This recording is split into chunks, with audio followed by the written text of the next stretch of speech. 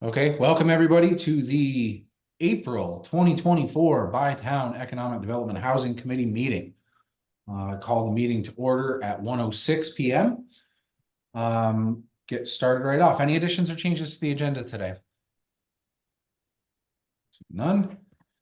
I did just want to give everybody a heads up. So on the 17th, which is what, Wednesday next week? Yes. Wednesday next week. Wyndham Regional and Wyndham and Windsor Housing Trust are hosting a housing information share, a housing resource share over at the Newbrook Fire Department over in Newfane, over my neck of the woods.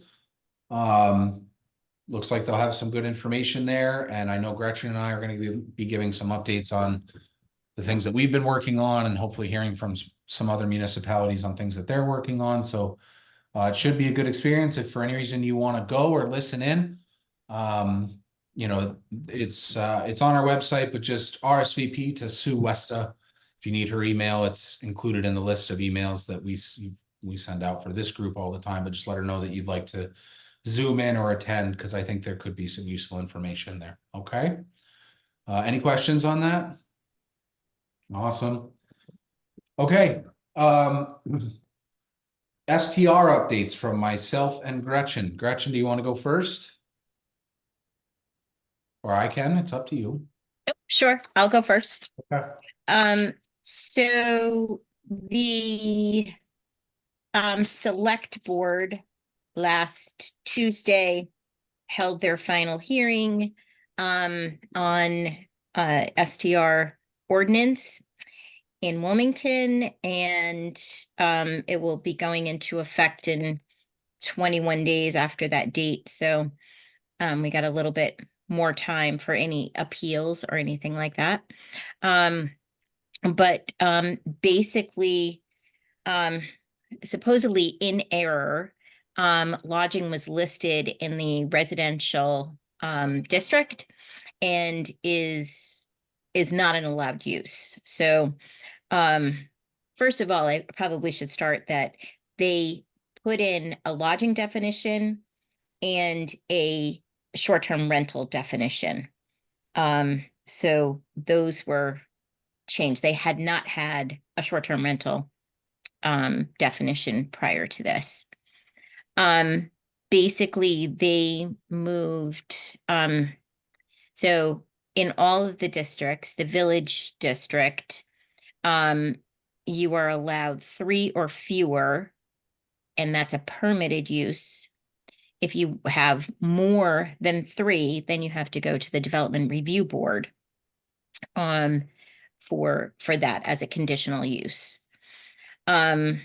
Residential, they went with 4 or fewer. Again, that's a permitted use. Over, if you go to 5, then that's a conditional use and has to go before the Development Review Board. Resort residential lodging is removed. Short-term rentals, again, it's 4 or fewer, permitted, and conditional is 5 or more. Commercial residential, lodging is considered a conditional use. It was a permitted use, and they changed that to conditional, so that would have to go before the Development Review Board. And again, 4 or fewer are permitted, 5 or more are conditional use. And then resort, commercial, lodging is again, oh, wait a minute, commercial residential, sorry, can't read my writing here. Lodging is a conditional use again. It was a permitted use. And short-term rental, again, 4 or fewer is permitted, and 5 or more is conditional use. So that's basically it. They did do some parking space requirements as well, because I think that there were some issues in some of these places where there was like too many cars, vehicles, especially like Chimney Hill area. So they did put some parking restrictions. That's it. Any questions for Gretchen on the Wilmington side?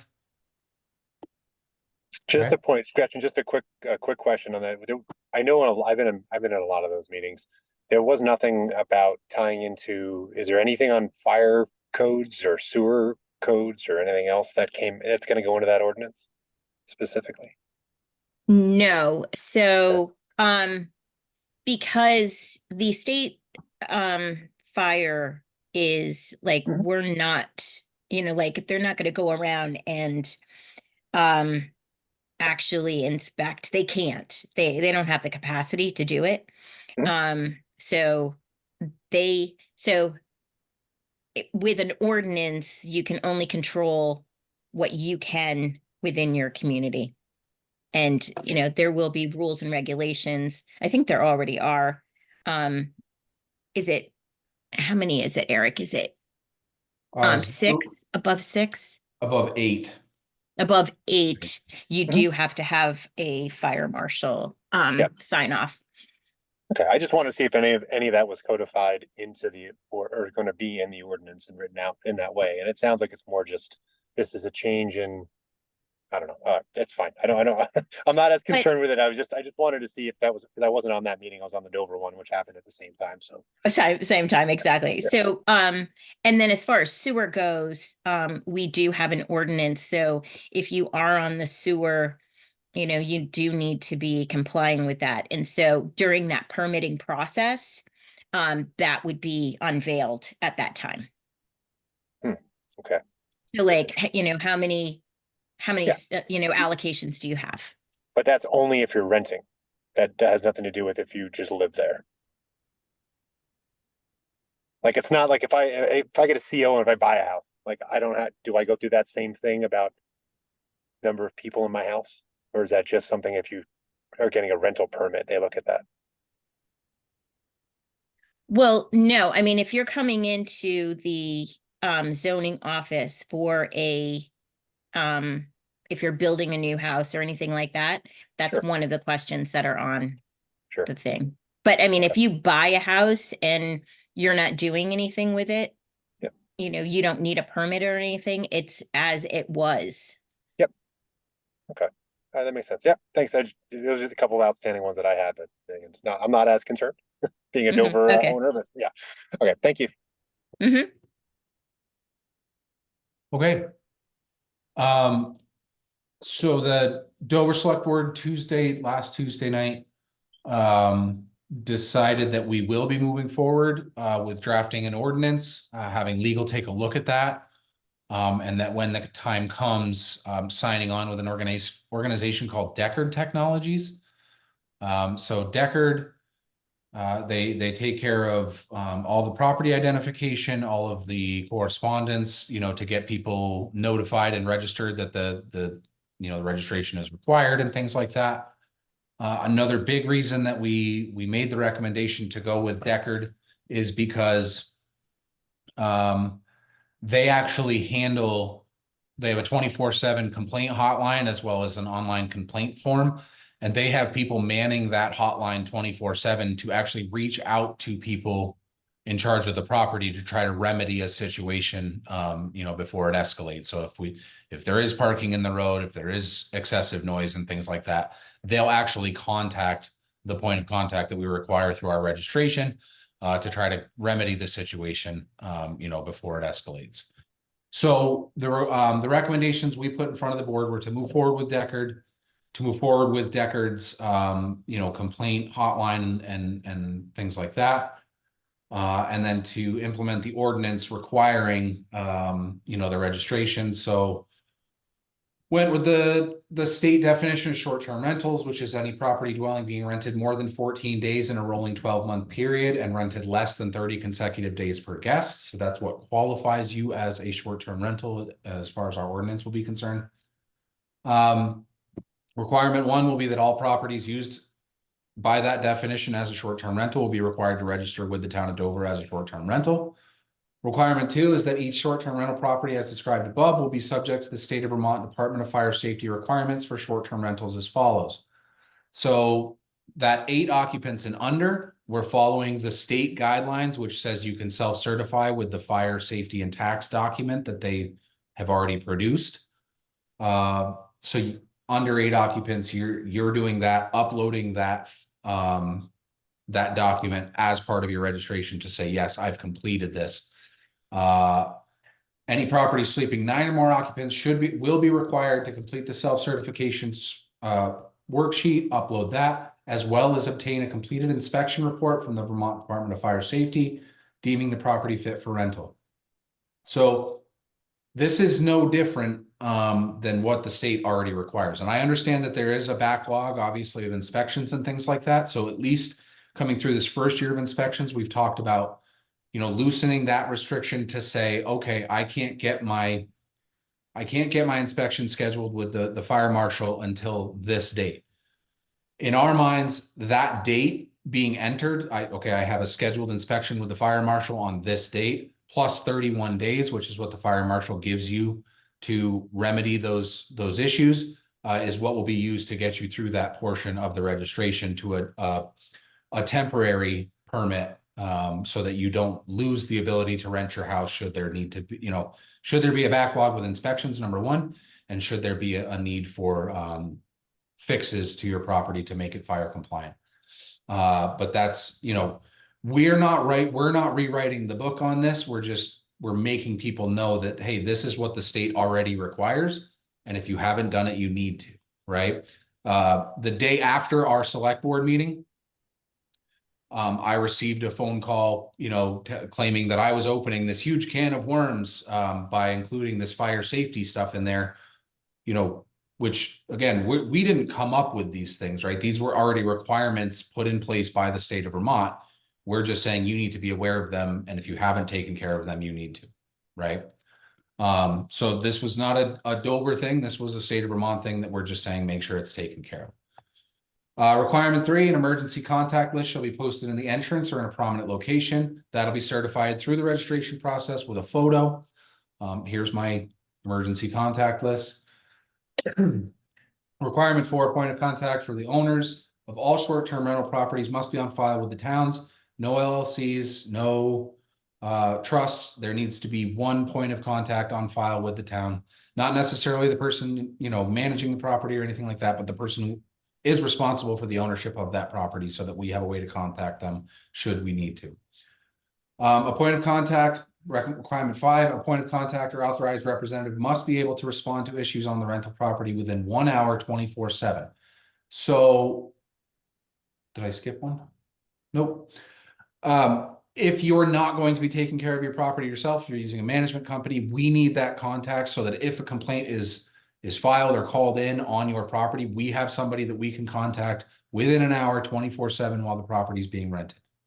Okay, it doesn't necessarily mean you need to be on the property. You just need to be able to respond to the issue on the property, whether that be to reach out to the people staying there or however the solution is found. But there needs to be somebody who we can reach or Deckard can reach should those problems arise. Requirement 6, which Linda had questions about before we started the meeting, is another one of the recommendations that came out of the short-term rental committee, was that bear-proof trash and recycling storage is required on the properties, just because, and that will be certified, whether it's in your garage or wherever else, that it's, just not accessible to the bears. And that's, again, it's just one of those things that to help educate, or to keep us from having to educate each person who comes here about the danger of our wild animals and the trash and things like that. We just hope to take care of that by having the trash stored in a place where it's less of an issue. Then the only other requirement is that properties who accumulate, and we're working on the number, we're thinking 3, who accumulate 3 confirmed and documented infraction complaints on the property being used as a rental face the possibility of fines and or revocation of rental license from the town of Vermont for a predetermined period of time. We're working through that piece right now. If you get if you get, and there will be verbiage in there as well about, you know, within a certain time period, obviously it's not over the life of the property, right? Like if you get a noise complaint once a year from some rowdy guests, you know, for 3 years, we're not going to come after you and remove your permit. It's more to deal with those nuisance properties that are constantly having issues and not doing anything to address them. Things that help with these types of requirements is throughout the registration process, kind of providing information to our property owners about things like noise aware, which helps track when you're not on property. It helps to track the decibels of the property and, you know, either inside or outside, for, you know, making sure to keep the noise down. And then there was another program that we're going to give information on that's offered through a partnership with Deckard, called Party Squashers. And what that does is it works through your Wi-Fi router in your home, so that if a larger than normal number of devices hook into that Wi-Fi router, then it alerts you that possibly there's more people staying in your property than what had originally signed up. So obviously, you know, they can assume a certain number of electronics per person, whether it's a phone, laptop, and all those things. But it's just another piece of information that we'll be providing to our short-term rental owners to say, here's another way that you can kind of keep an eye on what's going on there, short of having, you know, live cameras and things like that. Eric, is that a so paid service or is that part of the offering? Is that it's something you not have to part pay of the extra? offering. That's a paid service. We're just going to be giving you the information to say, here's an option for you. Okay. Yep. Cool. So those are the things that we're planning to put in our ordinance, that will go back in front of the board, obviously, once it's been reviewed by legal. And then once we get through that process, we'll get working with Deckard and then open up the registration process, which again, we'll probably have a larger window here for this first year as everybody's learning. One of the great things about Deckard is that they're very proactive about the education piece, whether it be, you know, hosting classes for property owners about how to be a responsible Airbnb owner, you know, and running your Airbnb, and also hosting and recording online classes to show people how to get through that registration process so that they don't miss anything and everything. You know, we're trying to keep the process as streamlined and smooth as possible. So that's what we have. Any questions for me on the Dover side? Okay. And Linda, definitely make sure to send your comments, concerns to myself and the board. And we'll make sure that, you know, they are heard. Okay. Eric, I have a Yeah. question for you. Yeah. On the key holder responding to emergency calls on these rental properties, who determined that an hour time was good? That came out of the rental subcommittee. Okay. I'm not speaking for the fire department, but I am a fireman. And an hour is a long time to sit outside and wait to see if a key holder is gonna show up. Yeah, no, I understand. I think, you know, emergency wise, like nothing would change, right? If fire was coming or if If we see fire in a building, I'm not waiting 5 minutes for anybody. No, and we wouldn't expect you to. This doesn't change any of that. This is more geared toward, hey, there's an issue on the property, whether it be noise or parking or trash or something along those lines, that we can get a hold of somebody to say, hey, please address this issue before it's escalated. So as far as like public safety, anything that the police would be called for or fire would be called for, those protocols don't change in the least. Okay. This is more for those complaints. Many Does that times make we go sense? to a call and we don't see anything from the outside, but there is a problem on the inside, and we have no way of telling this until somebody opens a door. And I don't want to pop a door open unless I see something very, very obvious. No, I understand that. And like I said, this came out of the rental subcommittee. And as we sit right now, there's no requirement. You could be waiting for a key holder that nobody knows how to get a hold of. So, you know, we figured this is at least a step in the right direction to help address some of those issues. Is it just going to be one key holder? Required, yeah. You can have as many as you'd like, obviously. We just need that contact on file so that if an issue arises, we have a contact to call. Okay. Any other questions for me? All right. Okay, moving right along. So one of the things that came out of our last meeting was, some thoughts that maybe the housing website needed to be updated from what it was. So what I will do is show you. Vicky, I know you're headed out, so thank you for coming. Thank you. Sorry I have to leave. No, no worries at all. Thank you. I will share my screen and show you what the website looks like right now. All right, everybody see that? So this is the website that we've been using. Just this is what we got together when we decided we were going to do a website. Since the last meeting, I took the time to update the website.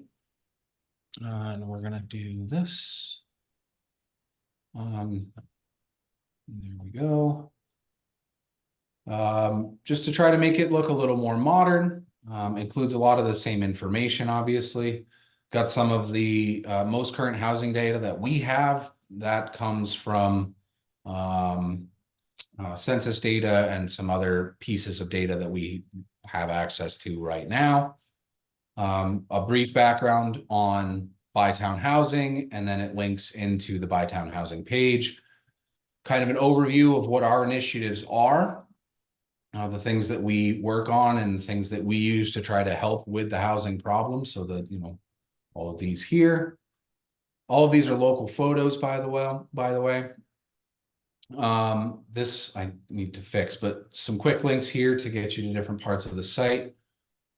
Our top housing goals as presented to us through the housing analysis and master plan that we had done, which I know a lot of the data in that has changed, but our goals definitely are still pertinent. And then some information about living in the Deerfield Valley and some photos there. And then kind of as you move around, looking at, here's a bigger background on Bytown Housing and things like that, information about our meetings and how to join the committee, and then access to those recordings of the previous meetings. Still have our analysis and reports there, which again, I know some things have changed, but still find it important to share that information and kind of give a background as to why it is that we're doing the work. The other pages still exist. They're just updated. So the post find a rental, we will have the other page where you can seek and try to find that property. The local resources, the resources page still have the same information, but it's, again, kind of just updated a little bit and made a little more, just a little more modern.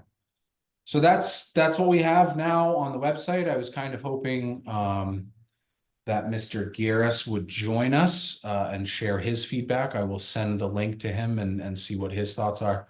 Does anybody have any thoughts, comments, questions, concerns? John Red?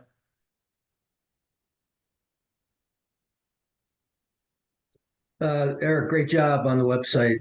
And I think that really the next step is to make sure that people know how to find it. And do you have an implementation plan for that, or what's the deal?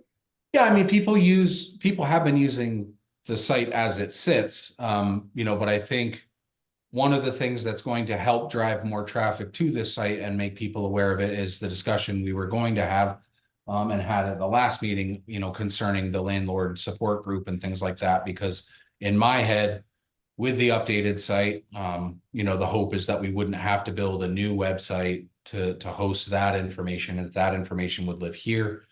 Again, we'll have another conversation with Todd. I know there was some talk about what information we need and don't need on the website. This current iteration that I just showed you of the website literally just took the information we had from the old one and kind of cleaned it up a little bit. So there's still the same information. It's just a little cleaner than it was on the other site. So obviously we want to get people there. The more we spread the word about it as a group, the better. But no, we don't have marketing dollars or anything set aside to push this particular site out. Yeah, I don't know that you necessarily need marketing dollars. It's simple things like having links on the town websites, Yep. but I don't know if you have that or not. So Yeah, we that's do. why So with the current website, like I know it's linked from the town of Dover site, it's linked from the chamber website. It would be great to have, you know, any local real estate brokerages that wanted to link to our housing website from their websites would be helpful as well. Because the more you backlink, you know, the better Google looks at your webpage and the more you're going to pop up in search engines and things like that. So yeah, anybody who's willing to help us and support us by sharing that link, we absolutely encourage that. But it is currently shared from the Dover Town site, the Dover Economic Development site, as well as the Chamber site, and I believe the Wilmington site as well. Yes, and it's also on our Facebook page too, which we probably should put out a little, like, we've Yeah, we can changed do it up or something. Yep. So I absolutely I still have a lot of linking and things to do. I just didn't want to, you know, kind of do the work to finalize everything on the page until I got some feedback from the group, because believe it or not, there is a little bit of work involved. So Right, this is not live yet.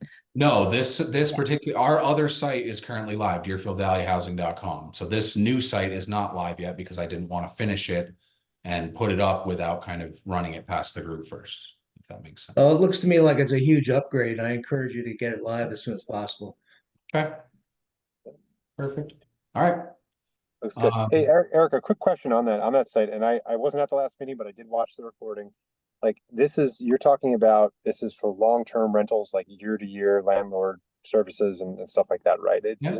There's nothing geared there towards seasonal, right?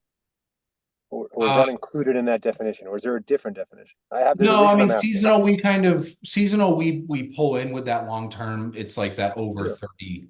And that being said, you know, there's no reason that we can't have information here for other rental property owners as well. You know what I mean? Like, obviously, like once things are finalized in Wilmington, once things are finalized in Dover, you know, that information can be shared from this website as well, because we're going to want it to be in as many places as possible. Where I'm going with this is that, you know, I've talked to a couple of owners that I know in the area that especially if they're further away from the mountains and whatnot, maybe the short-term rental thing isn't working for them. And I think having that information available on how to turn their stuff into seasonal, and I know it doesn't solve the need of, you know, year-round contractual housing, but there is a need for seasonal up there as well in terms of workforce and whatnot. So I just think might be a good time to cast that net out to catch folks before maybe they think about turning around and selling, that they shift the use over to a longer term rental. I think that helps to solve the problem that I think is there. Yeah. Just an idea. Will, I really appreciate the feedback, because one of the main issues with the website when it was first built, right, is that I built it and everybody was like, great job. And then a year later, it's like, oh, we don't like that. And it's like, well, okay, well, nobody said anything at the you're not going to hurt my feelings, right? Like, Right. just be honest with me. If there's information there that shouldn't be there or information that should be there, like, tell me. Like, I was looking for that feedback when we did this the first time around and don't feel that I got it. So yeah, it almost feels like when you're coming into that, like that's why I asked, like, what is it? Is it just for long-term, like, you know, yearly rentals, or is it seasonal as well? It's almost like when you're going, are you here for this or are you here for that? And then your resources fan out, you know, for each being a little bit different. So I don't know, I just could be a way, because I know that's one of the goals is to get more. You talked about in your other committee about incentivizing seasonal housing and longer term housing.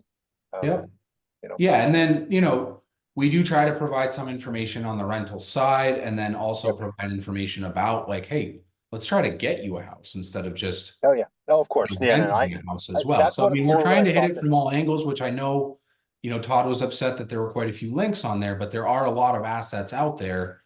And you know, instead of recreating the wheel, you know, kind of providing you access to those, kind of putting them all in one place. And I think that's, you know, that providing access to our pre-recorded video or meetings and things like that, and just trying to get as much information out there as possible. That was kind of the idea behind the website, you know. So I think the more we spread the word, the more we keep that information current and you know, pertinent to everybody, the better off we're all going to be. Okay. Yep. Jessica, you had a question? You had your hand raised? Yeah. Number one, I have three things. Sorry, people have been coming in my office all day. I had to talk to somebody, but could you send me the link to that website just so I can check it and see if I have anything, that would be different? The second thing is, of course, we don't permit LTRs at all, just short-term rent. If you're LTR in your house, you don't need a permit or anything. It's just residential use. But the other issue or the other thing I wanted to mention is I just got a message from VHIP today that applications are opening August 15th. Yep. Might be a good thing to put out and on a housing website. Yeah, we had it actually on the old website. There was information provided about it. We removed it because they Right, it was kind closed of and shut they things down changed for the a little whole bit. program.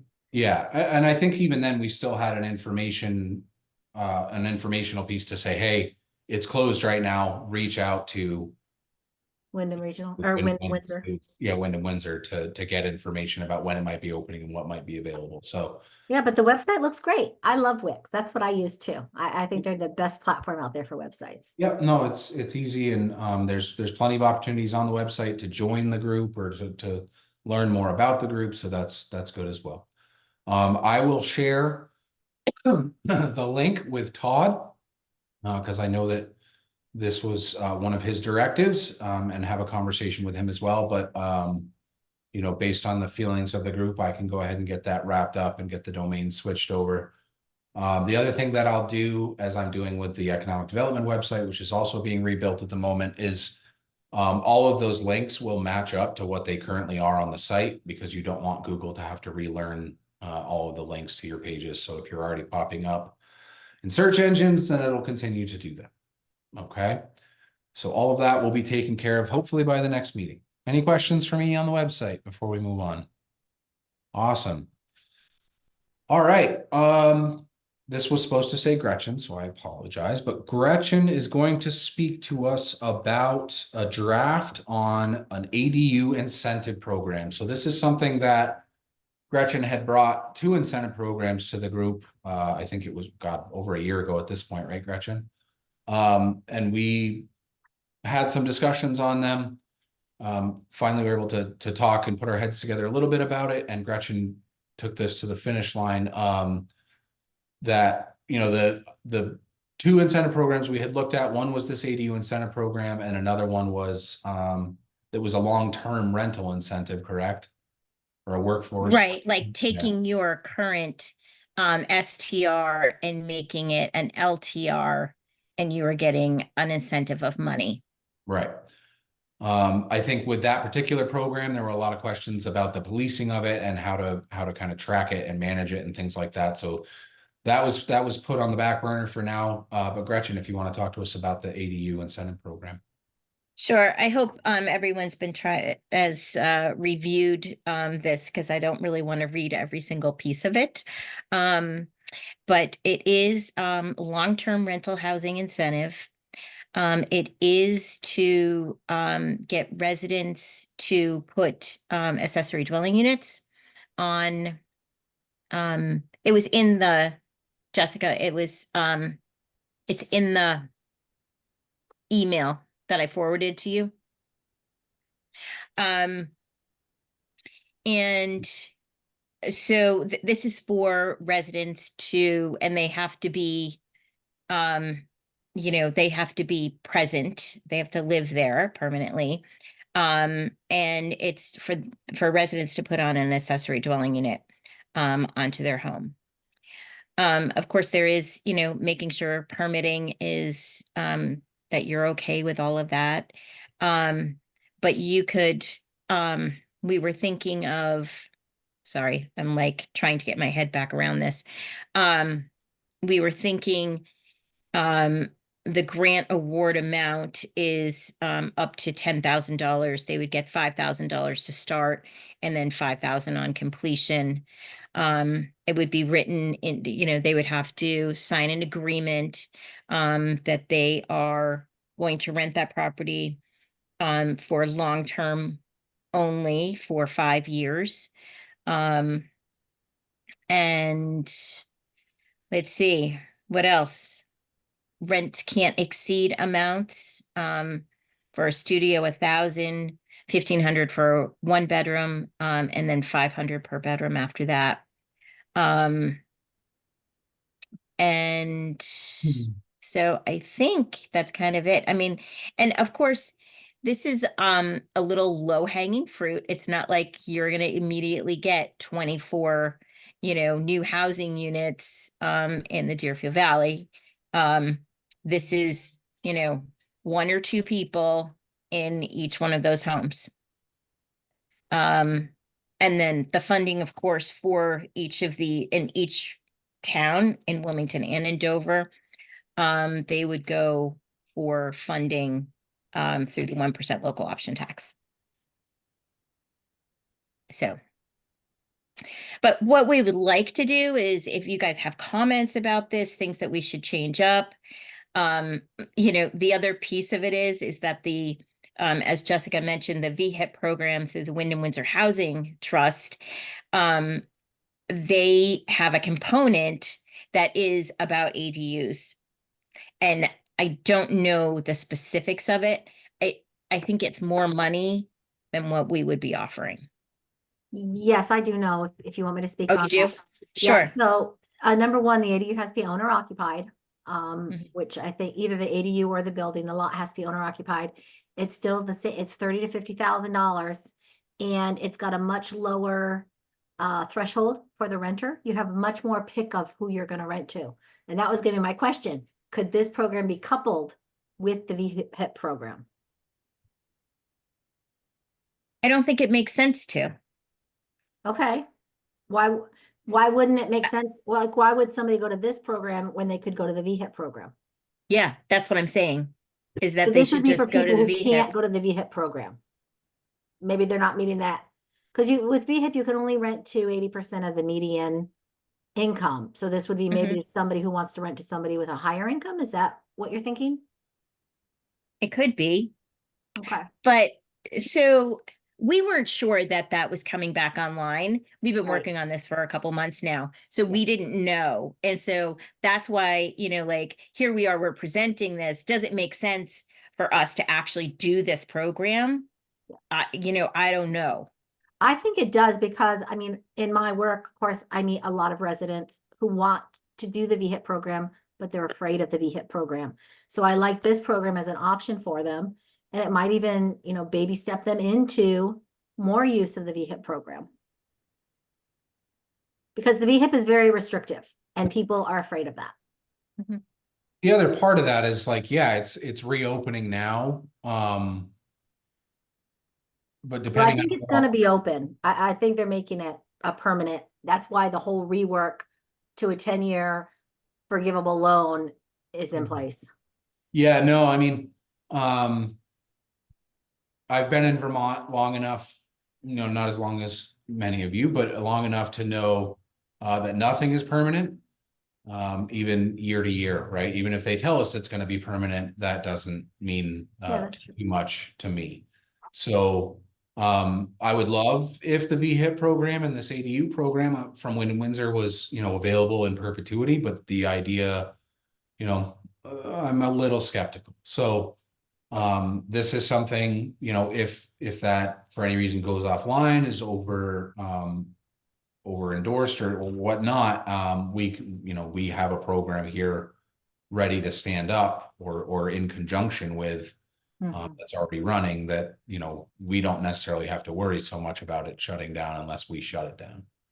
Well, I also love the local component because even if you're, like you're saying, low hanging fruit, it's still a program that gets education out there. So this will get people talking about, what an ADU is. And I love the idea. I think it's great.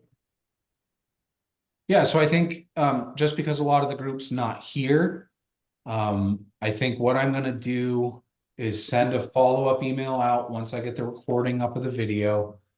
And I'm just going to make a request to the people here, if you have thoughts after the fact, or to the people who aren't here, provide us with some feedback, right? Because Gretchen and I do this work and we only get to present it to the people who can make it to the meeting, right? And that's not necessarily the thoughts of the group. So Take a look at the website. I'll send a link. Take a look at the document from Gretchen again on the ADU stuff, and just provide us back with your thoughts, because you know, we got to know that we're working in the right direction here, and that's not always an easy thing to do with, you know, I get it. It's a tough meeting to make in the middle of the day and all those things. But if you can provide us with some feedback and at least let us know if we're headed in the right direction, that would be extremely helpful. Make sense? So the VHIP program opens up and they start accepting applications April 15th. Okay. Can I ask one more question about your program, Gretchen? Sure. So, what is the selection process gonna be? How are you gonna administrate that? First come, first serve. There'd be an application process. Yeah. So are you gonna make it a contingent on them renting to workforce? You know, people who work in the area, or is that not gonna be even part of the, Yeah, I'm sorry, that is part of the criteria. okay, Let's see. The tenant must use as their primary residence and work 30 hours per week in the Deerfield Valley. okay. And the money is going to the landlord though, not the tenant, right? Correct. Right, because they're gonna build this. It's for them to build an ADU. So they would have to put something like that maybe in the lease. I know Todd does. He, rents to workforce, people who have a job locally. Mhm. Yeah, okay. All right. So I'll kick that back out, like I said, in an email to the group afterwards. Just please provide us with your feedback and let us know what direction we should be headed. Okay. Yeah, so that would be 5. I don't know if I said that. It would be 5 particular people, 5 different residents that could do this program Yeah. in each town. Per year, I think we said, right? Yeah, well, I think that we were using this maybe like as a pilot program and see how Right. it goes before Yeah. we start saying that it's going to be an annual program. I don't want to promise that. No, I got you. Yeah. Linda has a question, I think. And Question. Does this include rehab properties? I mean, there's certainly, older stock housing and stuff like that. That maybe somebody's got, I don't know, an old barn or just a wing of their house or something that hasn't been used, but it's not new construction. Is that going to be included? Right, but they're making it a new place to live. Is that what you're saying? You just want, no, I'm just wondering, does it have to be new construction, or can the bones already be there, and updated to being a living unit? Mm-hmm.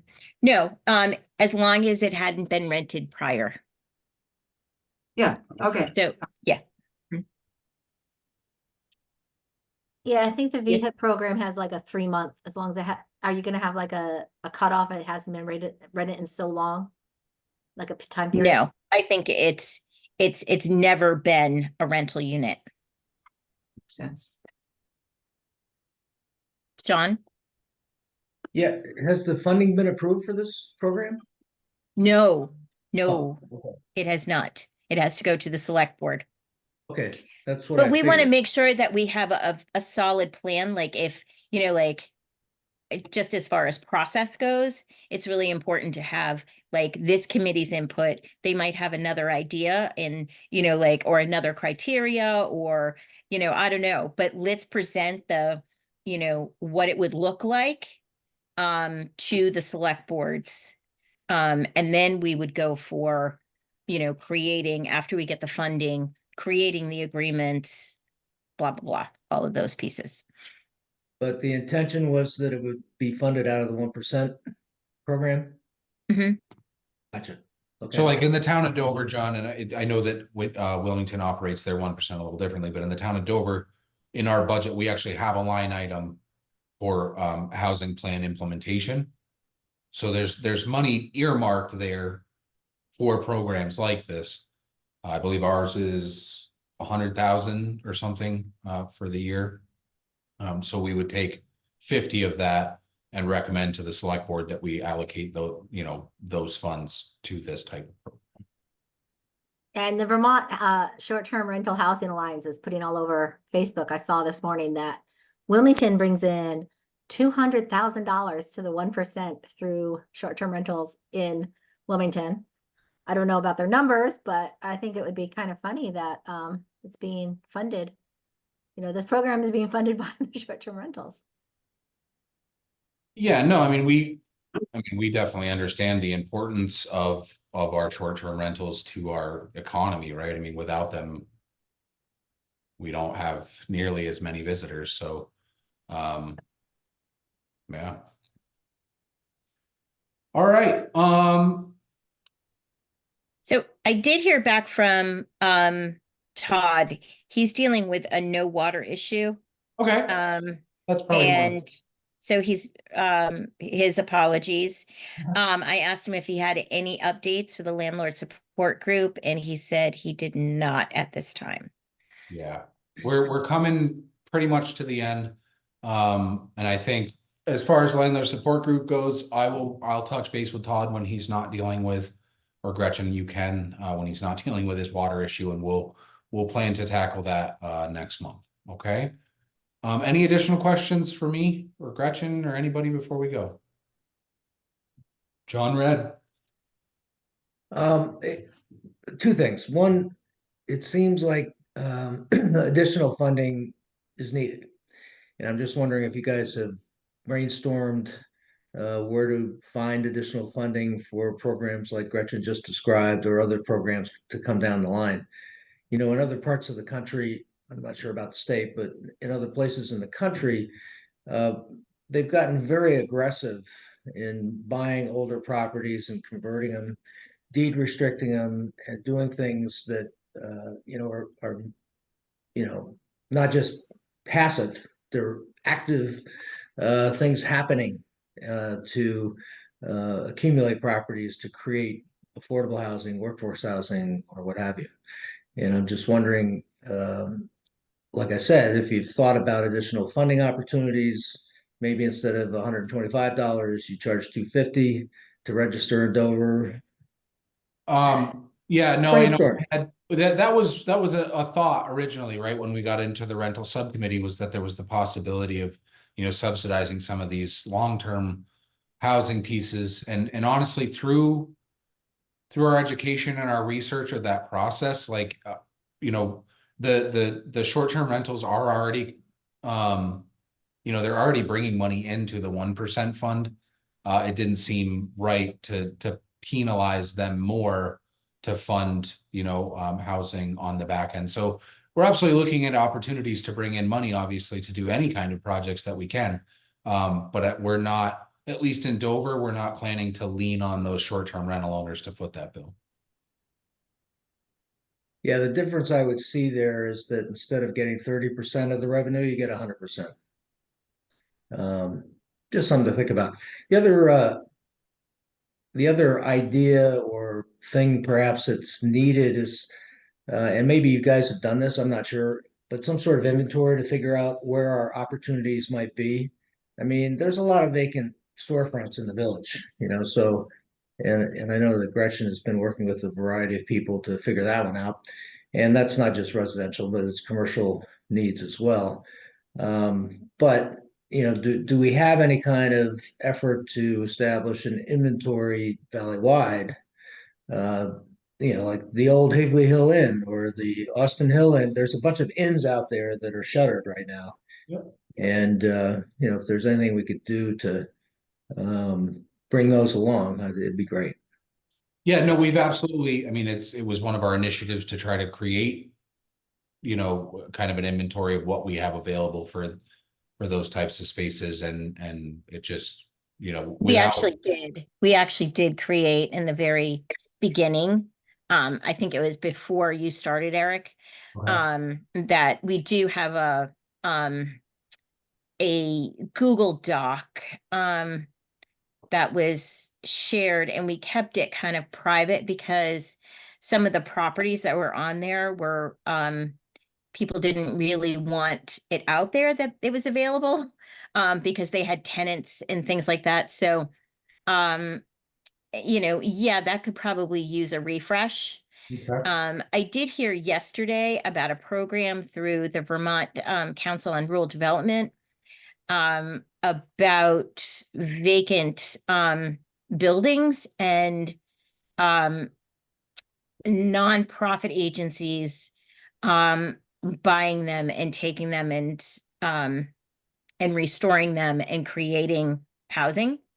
But I'm not sure we have that nonprofit that is willing to take such a large risk. So Yeah, we've actually discussed that in this group, you know, and then the conversation didn't go far, you know, with our town representatives. They're not wanting to get into the business of owning properties and being responsible for properties. So, you know, I think we've looked more in the direction of helping to incentivize people who do want to take on that responsibility. You know, whether that be, you know, developers or whoever else, you know, hey, we'll do what we can to help you facilitate this, as opposed to us proactively trying to purchase the properties, rehabilitate and manage. Yeah, that's a very interesting program, Gretchen. I'd love to get some information on that because it might create some nonprofits who are willing to take on that risk and management duties. Our developers aren't doing it. Our developers are making second homes and building. It's really hard to get developers interested in affordable housing. They just can't. But maybe a Yeah, nonprofit would. That You has a would lot have to to have do. Yeah, go ahead, Gretchen. go ahead, Eric. No, I was going to say that's not just on our developers, though. We have some really great developers, and actually Gretchen and I, you know, have spoken to a couple of developers who really would love to do something. But as far as getting it to pencil out with all the other requirements that are put on them from the state and the towns, that's not an easy thing to do. So, you know, I don't think we can put all the pressure on the developers. I think it's an everything problem right now, right? So we can do what we can do. So. Yeah, I would definitely have to have a partnership with the town, with the municipality, to try to do some tax savings and that kind of thing for the nonprofit. Well, even for the developers, I mean, I don't know that there's a specific tax stabilization plan that could be offered to developers to get them to think more along the lines of developing the lower end of the spectrum. You know, the only money that's out there for profit is at the high end right now, and it's because of the expense of building. I mean, it's just brutal. You know, after your pockets are emptied from permitting, then you've got to pay for building materials that cost twice as much as they used to. Yep. So Yeah, it's tough. Wilmington does have tax stabilization. Unfortunately, it's just on the town side, which is the smaller side of their tax. Whereas we can't touch the education side, unfortunately. But and Dover, you guys have one, right? A policy? No? Yeah, ours is based more on business, though, not on development. Not on housing. No, I don't think. I'd have to go back and double check. It's been a minute. We since- have income producing buildings. Right. That's how we define it. Yeah, ours has requirements for a number of employees and things like that as well. So that we could probably take a look at that. But right now, I don't know that it qualifies. So, John, thank you for the input. Appreciate it. All right, so as of right now, our next meeting is scheduled for Thursday, May 9th, 2024. Same place, same channel. If anybody has anything they'd like to discuss or like to see on that agenda, please get it to me the week ahead of time.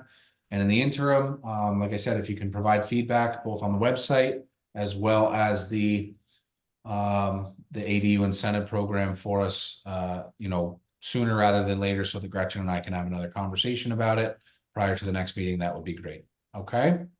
Thank you, everybody, for being here, and we will see you next month. Bye, everyone.